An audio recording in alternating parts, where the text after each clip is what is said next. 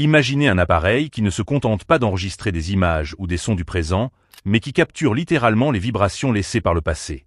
Imaginez que chaque parole prononcée dans l'histoire, chaque geste accompli par nos ancêtres, chaque scène biblique ou impériale, existe encore sous forme d'ondes flottant dans l'univers. Et maintenant imaginez qu'au cœur du Vatican, protégé par les archives les plus secrètes, existe une machine capable de capter ces ondes et de les retransmettre sous vos yeux, comme une télévision qui ne diffuse pas le présent, mais l'histoire elle-même. On l'appelle le chronoviseur.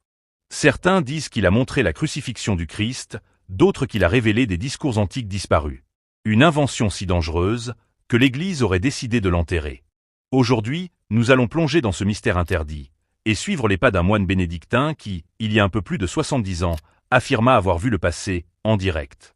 Tout commence avec un homme, le père Pellegrino Ernetti. Né en 1925, moine bénédictin, mais aussi passionné de musique et de science. Il n'était pas seulement un homme d'église, il était aussi un chercheur, un esprit brillant, un savant atypique qui voyait dans l'harmonie des sons une clé pour comprendre le monde. Dans les années 1950, il collabore avec un autre prêtre, le père Agostino Gemelli, fondateur de l'Université catholique de Milan. Ensemble, ils s'intéressent aux phénomènes sonores, aux enregistrements de voix, et à une idée audacieuse. Et si le son, une fois émis, ne disparaissait jamais? Et si, comme une onde, il restait inscrit quelque part, flottant éternellement dans l'espace-temps? Un jour, alors qu'il travaillait à enregistrer des chants grégoriens, une chose étrange se produit. Le père Gemelli croit entendre, au milieu d'un enregistrement, la voix de son propre père décédé, qu'il appelle par son surnom d'enfance. Pour un homme de foi, c'est un choc. Pour un scientifique, une énigme. Comment une voix disparue depuis des décennies pouvait-elle résonner sur une bande magnétique? Ce moment va obséder Ernetti. S'il est possible d'enregistrer le présent, peut-être est-il aussi possible de récupérer le passé, de retrouver ces vibrations sonores qui, selon lui, ne s'effacent jamais. À partir de là, naît le projet secret du chronoviseur. Ernetti affirme avoir été soutenu par une équipe de 12 scientifiques, dont certains prix Nobel, mais dont les noms n'ont jamais été dévoilés officiellement. Ils auraient construit, dans le plus grand secret, un appareil complexe combinant antennes, écran cathodique et circuits capables de capter les résonances du passé. L'idée de base était simple, mais vertigineuse. Toute action humaine, tout son, tout événement laisse une trace dans le tissu même du temps. Si l'on peut accorder une machine pour capter ces fréquences, alors on peut littéralement revoir l'histoire. Selon Ernetti, les premiers tests furent saisissants. La machine aurait retransmis des scènes de l'Antiquité romaine. Parmi elles, un discours de Cicéron, capté avec une clarté telle qu'il pouvait être entendu et analysé. Imaginez la scène. Dans un laboratoire secret, des moines et des scientifiques retiennent leur souffle tandis qu'un orateur disparu depuis 2 millénaires se dresse devant eux, sa voix résonnant comme si elle venait d'être enregistrée la veille. D'autres expériences auraient montré des représentations théâtrales de l'époque romaine, dont des pièces perdues que les historiens ne connaissaient qu'à travers des fragments. Mais le plus incroyable restait à venir. Ernetti affirma, des années plus tard, que le chronoviseur avait permis de revivre l'un des événements les plus centraux de la foi chrétienne, la crucifixion du Christ. Selon son témoignage, l'écran de la machine montrait un Golgotha désertique, 3 croix dressées, et Jésus au centre, cloué et agonisant. Ernetti décrivit la scène avec précision, affirmant que ce qu'il avait vu n'était pas une peinture, ni une reconstitution, mais bien une retransmission authentique. Une photographie aurait même circulé dans les années 1970, prétendument issue du chronoviseur. Elle montrait un Christ en souffrance, la tête penchée. Les sceptiques affirmèrent qu'il s'agissait simplement d'une reproduction d'un crucifix médiéval. Mais pour d'autres, c'était la preuve que la machine avait bel et bien existé. Le problème avec ce genre de témoignage, c'est qu'il se situe toujours à la frontière entre foi et science, entre révélation et manipulation. D'un côté, l'idée fascine. Elle donne l'impression que le temps est une archive, et que l'on peut, comme l'écrivait Marc Aurèle, revenir à soi et contempler la totalité des choses, comme si elles se déroulaient sous tes yeux. Mais de l'autre, elle dérange. Car une telle invention aurait des implications vertigineuses. Si l'on peut voir le passé, alors on peut vérifier la vérité des religions, invalider ou confirmer les dogmes, démystifier ou au contraire prouver des miracles. En d'autres termes, on détiendrait une arme contre la foi elle-même, capable de la renforcer ou de la détruire. Ernetti savait le danger. Dans ses écrits, il mentionna que le chronoviseur pouvait tout aussi bien être utilisé pour des raisons politiques. Que se passerait-il si l'on pouvait revoir des négociations secrètes, des complots, des crimes? Que deviendrait le monde si les gouvernements pouvaient espionner le passé? L'appareil deviendrait une arme de pouvoir absolu, bien plus que la bombe atomique, car il toucherait à la vérité elle-même. Sénèque écrivait La vérité triomphe par elle-même, le mensonge a besoin d'aide. Mais dans ce cas, qui choisirait quelle vérité montrer et quelle autre cacher? Officiellement, le Vatican n'a jamais reconnu l'existence du chronoviseur. Les écrits d'Ernetti furent publiés sous forme de livres dans les années 1970, puis discrédités par de nombreux scientifiques. Certains affirmèrent que les expériences sonores d'Ernetti étaient des illusions, des erreurs d'interprétation. D'autres parlèrent d'un canular monté par des journalistes avides de sensationnel. Ernetti lui-même, sur son lit de mort en 1994, aurait signé une rétractation, avouant avoir inventé toute l'histoire.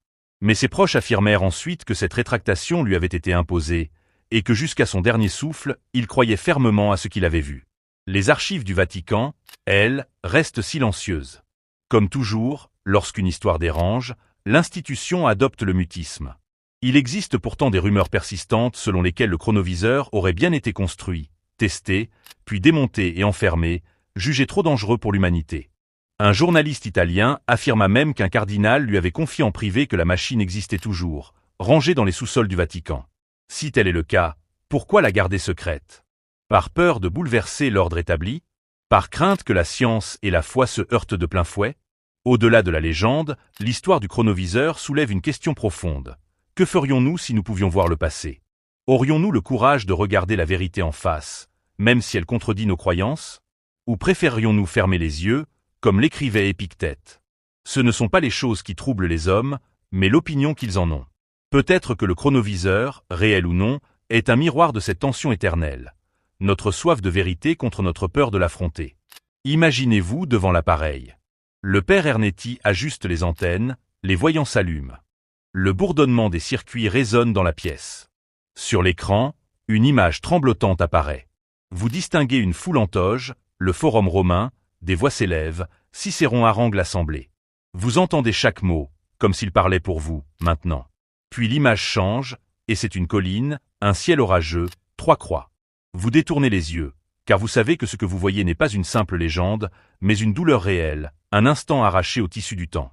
Vous réalisez soudain la fragilité de l'histoire et la puissance de cette machine interdite. Aujourd'hui encore, le chronoviseur divise. Pour certains, ce n'est qu'une légende urbaine religieuse.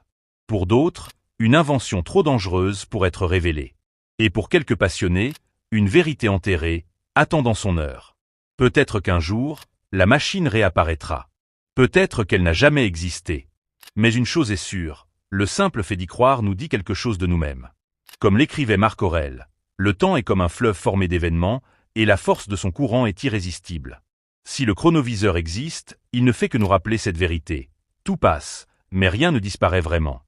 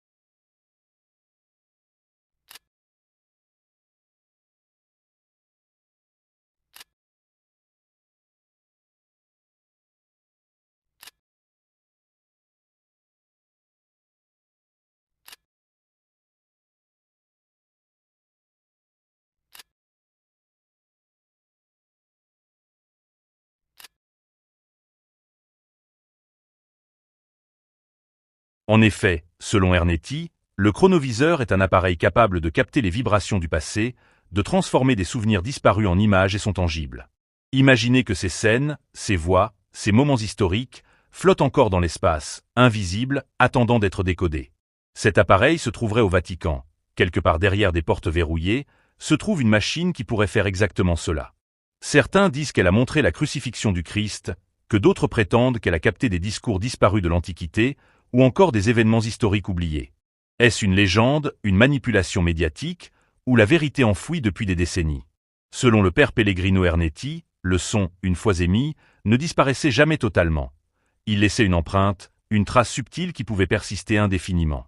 Une idée qui, pour l'époque, semblait purement théorique, mais qui allait inspirer le concept du chronoviseur. Dans les années 1950, Ernetti collabore avec le père Agostino Gemelli, fondateur de l'Université catholique de Milan. Ensemble, ils explorent les liens entre acoustique, mémoire et technologie. Selon certains témoignages, une première expérience eut lieu lorsqu'ils tentèrent de reproduire des sons de voix disparus. Gemelli aurait été choqué en percevant la voix de son père défunt, qu'il appelait par un surnom d'enfance. Ce phénomène fascinant fit naître l'idée qu'il pouvait exister un moyen de capter non seulement le son, mais toute la réalité passée. À partir de là, le projet du chronoviseur se concrétise. La machine était décrite comme un appareil complexe mêlant antennes orientables, écran cathodique et circuits sophistiqués destinés à amplifier et traduire les vibrations du temps en images et sont perceptibles. Les écrits d'Ernetti mentionnent une équipe de 12 scientifiques, dont certains seraient des prix Nobel. Ensemble, ils auraient travaillé dans un laboratoire secret, combinant physique, acoustique, mathématiques et techniques ésotériques pour créer cette machine à voir le passé. Les premiers tests, raconte Ernetti, furent stupéfiants. Le chronoviseur aurait montré des scènes de la Rome antique, y compris des pièces de théâtre perdues, des forums bruyants et des orateurs disparus. Il décrit avec précision le moment où ils entendirent Cicéron prononcer un discours devant le Sénat. Selon lui, la clarté et la vivacité de la retransmission étaient telles que les chercheurs pouvaient analyser la diction, les gestes et l'intonation de l'orateur disparu depuis plus de 2 millénaires. Mais le point culminant de ces expériences serait la crucifixion du Christ. Ernetti affirme que la machine montrait une colline déserte, 3 croix dressées, et Jésus au centre, en train d'expirer ses derniers mots. Selon ses propres mots, ce qu'il voyait n'était pas une image, ni une reconstruction artistique, mais le passé réel retransmis par la machine. Des témoins affirment qu'une photographie aurait été réalisée à cette époque, mais qu'elle a été rapidement supprimée. Les sceptiques, eux, prétendent qu'il s'agissait simplement d'une reproduction d'un crucifix ou d'une manipulation médiatique. La controverse autour du chronoviseur est immense. D'un côté, les partisans croient à l'authenticité de l'appareil, convaincus qu'il pourrait révolutionner notre compréhension de l'histoire. D'un autre côté, les scientifiques mettent en avant l'absence de preuves matérielles et la difficulté de reproduire l'expérience. Les critiques suggèrent que les anecdotes d'Ernetti sont des extrapolations imaginatives ou un mélange de faits et de croyances religieuses. Certains journalistes ont même tenté de retrouver des traces du laboratoire, mais toutes les pistes mènent à des archives secrètes ou des lieux disparus.